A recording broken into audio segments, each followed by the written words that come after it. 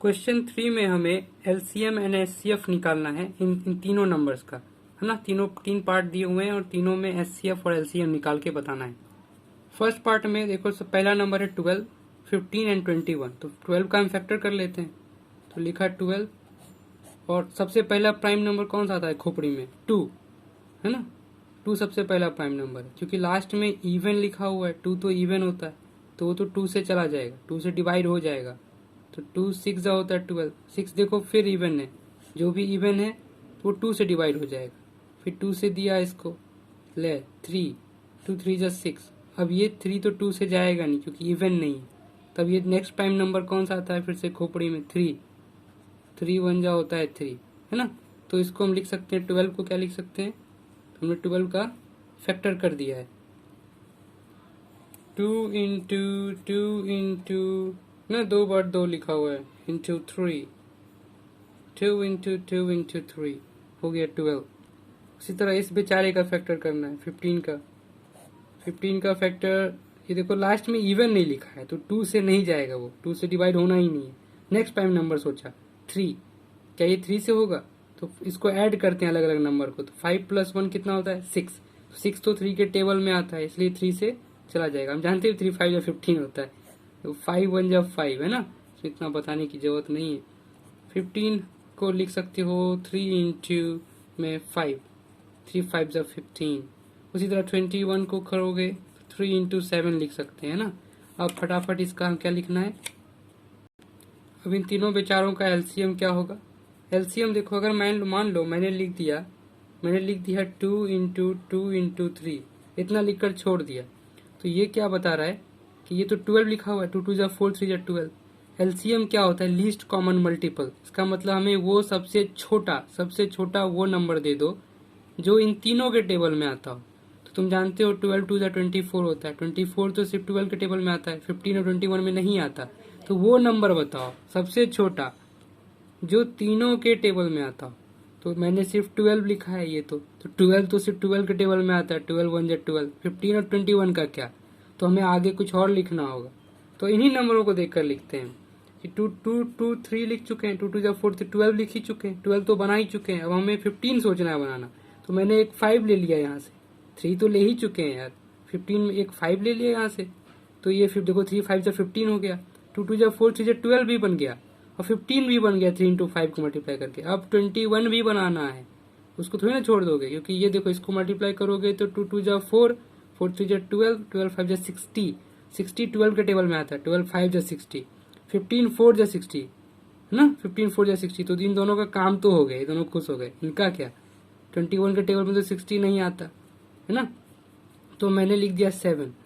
देखो लिखना बहुत आसान है, लेकिन समझ में आना चाहिए कैसे लिखा जा रहा है। 7 लिख दिया इसको। तो अब ये 2 2 जा 4, 3 जा 12, 5 जा 60 इंटू 7 कितना होता है? 7 6 जा 42, 420। लेकिन 420 अब देखो तीनों के टेबल में आएगा। इसको जब सॉल्व करोगे ना तो ये आएगा 420। अब 420 तो 12 के टेबल में ही आता है ना, 12 के भी टेबल में आएगा 420, 15 के भी टेबल में आएगा 420, 21 के भी टेबल में आएगा 420। ये मतलब है एलसीएम का, ठीक है। अब देखो एचसीएफ होता है हाईएस्ट कॉमन फैक्टर। हमें हाईएस्ट कॉमन फैक्टर जो इन तीनों में से वो क्या हाईएस्ट है जो इन तीनों में से कॉमन निकाल सकते हो? बताओ 12 में से हम क्या कॉमन निकाल सकते हैं? अब देखो 12 यहाँ लिखा ही हुआ है फैक्टर। अब देखो फैक्टर को, तीनों में कॉमन क्या है ना, हाईएस्ट कॉमन फैक्टर बताना है जो तीनों में कॉमन हो। तो यहाँ पे अगर मैं मान लो मैंने 2 को ऐसे लिया, 2 तो सिर्फ 12 के पास है, 15 के पास नहीं है, 21 के पास भी नहीं है, इन गरीबों के पास नहीं है। 2 ये वाला भी 2 इस दोनों के पास नहीं है। 3 भी देखो, 3 इसके पास है, 3 इसके पास भी है, 3 इसके पास भी है। 3 तो कॉमन मिला, और कुछ कॉमन है क्या? 5 सिर्फ इसके पास है, 7 सिर्फ इसके पास, तीनों के पास नहीं। जो चीज तीनों के पास था वो 3 था, तो 3 कॉमन है, इसलिए हाईएस्ट कॉमन फैक्टर यही है, ठीक है। इससे बहुत आसान होता है। अब आते हैं सेकंड पार्ट पे, उसी तरह शुरू हो गए। अब सेकंड पार्ट पे ध्यान देने वाली चीज क्या है कि 17 एक प्राइम नंबर है ना। प्राइम नंबर वो होते हैं जिसे दो ही लोग जानते हैं, एक तो 1, दूसरा ये खुद। ये तो 1 से डिवाइड होगा, 2 ही लोग से डिवाइड होते हैं, एक तो 1 से डिवाइड होगा, एक दूसरा 17 से, खुद से, अपने आप से। तो तीनों ऐसे ही है। 23 भी वैसा ही है, 29 भी वैसा ही है। तो प्राइम नंबर का तो सबसे खास बात है उसका फैक्टर करने का जरूरत ही नहीं है। 17 को लिख सकते हो। दुनिया में इनके अलावा कोई फैक्टर ही नहीं है, इसको लिख सकते हैं 1 इंटू 17। उसी तरह 23 को लिख सकते हैं 1 इंटू 23, बस सोचना ही नहीं है। 1 इंटू 29, तो इसका एलसीएम देखो फट से लिखते हैं। इसका एलसीएम क्या हो जाएगा? एलसीएम फिर से लीस्ट कॉमन मल्टीपल जो तीनों में हो जाएगा। मैंने मान लो 1 इंटू 17 लिख दिया, ऊपर से देखे कहीं से भी शुरू हो गए, तो ये तो 17 से डिविजिबल होगा, ये नंबर 17 के टेबल में आएगा। तो मुझे 23 और 29 को भी खुश करना है, तो हमें 23 भी लिखना होगा, 29 भी लिखना होगा। अब इसको जो मल्टीप्लाई करके आएगा ना, जो भी वो तीनों के टेबल में आएगा। तो ये 11,339 आ रहा है, 11,339 ऐसे आ रहा है। अब इसका एचसीएफ लिखते हैं।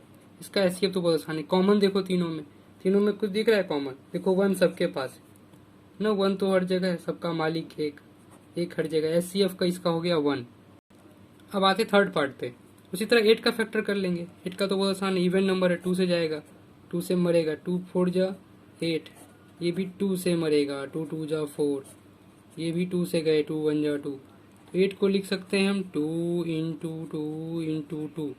तो ये खराब लग रहा है देखने में, लिखने में भी बहुत समय लगता है। इसको ऐसा भी लिख सकते हो, देखो 8 को लिख सकते हो 2 की पावर 3, जो भी रिपीट हो रहा है उसको 2 के सर पे डाल दिया। 2 कितनी बार लिखा हुआ है? 3 बार। 2 की पावर 3, 2 के सर पे 3, ऐसे। उसी तरह 9 को भी लिख सकते हैं, 9 को 3 इंटू 3 लिख सकते हैं इसका फैक्टर करके, है ना। 3 इंटू 3, 3 जा 9 होता है। तो 3 2 बार लिखा हुआ है, तो 3 के सर पे डाल दिया, जो रिपीट हो रहा है लो तुम ही रखो। 25 को भी इसे 5 के सर पे 2 लिख सकते हो, 5 का स्क्वायर 25 होता है ना, 5 इंटू 5 ये लिख दिया।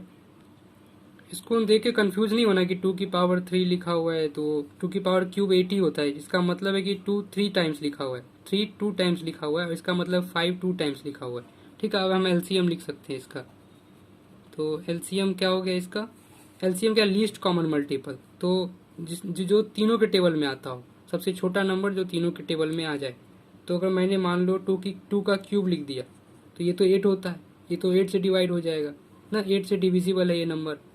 तो लेकिन 9 से नहीं है, ये तो 8 लिखा हुआ है, 8 9 से डिविजिबल नहीं होता, तो हमें 9 वाला भी चाहिए। तो 3 का स्क्वायर लिखा, 9 बना दिया इसको, 3 का स्क्वायर 9 होता है ना। देखो अब ये 9 से भी डिविजिबल है।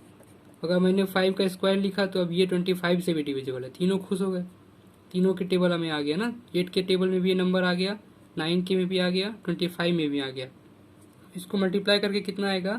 ये हो गया 8 इंटू 9 इंटू 25, 8 इंटू 9 इंटू 25, तो ये हो जाएगा 8 9 जा 72 इंटू 25, 1800 आएगा। तो भी मल्टीप्लाई करना आता ना, 1800 आएगा इसको सॉल्व करके। अब इसका एचसीएफ लिखने जा रहे हैं। एचसीएफ देखो, इसमें कॉमन कुछ दिख रहा है क्या?